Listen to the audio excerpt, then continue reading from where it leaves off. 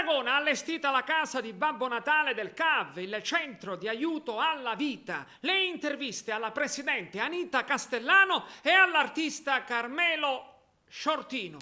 Al microfono di Valeria Iannuzzo. Sono al centro aiuto alla vita di Aragona, dove quest'anno Babbo Natale ha preso di nuovo casa. Una scelta un po' bizzarra. Perché?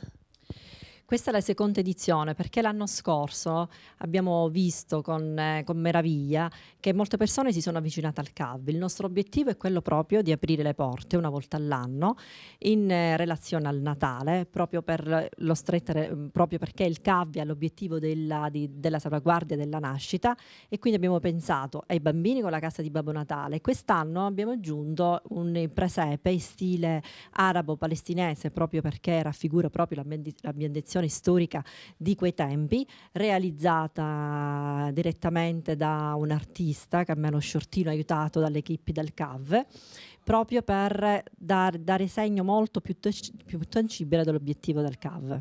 Quindi il CAV apre le porte al territorio sostanzialmente per fare conoscere i progetti di vita portati avanti.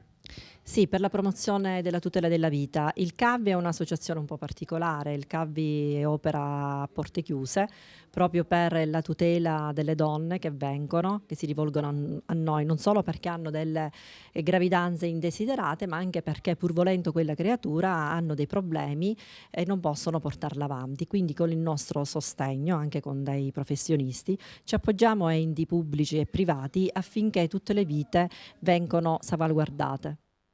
Carmelo Sciortino è l'artista che ha realizzato il presepe artigianale in stile arabo-palestinese. Il tuo presepe coniuga profano, Babbo Natale e sacro. Sì, esattamente. Quest'anno per la prima edizione, insieme ai membri del CAB, abbiamo voluto creare questo presepe in stile arabo-palestinese che ricalca proprio tutta l'architettura e tutta la vita quotidiana ai tempi di Gesù. La passione per il presepe nasce quest'anno o è qualcosa che prende le radici nel passato?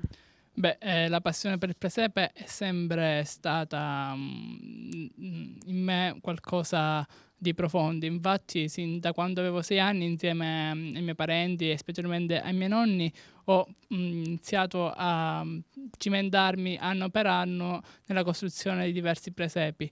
E questo, diciamo, è almeno il 10° anno che mi cimento nella costruzione appunto di queste piccole opere d'arte. Anche se io non sono più piccolina, vorrei esprimere un desiderio all'orecchio di Babbo Natale. Posso, Babbo? Certo.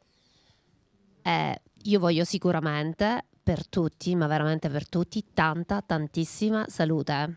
Cercherò di realizzarla. Grazie. Prego. Buon Natale.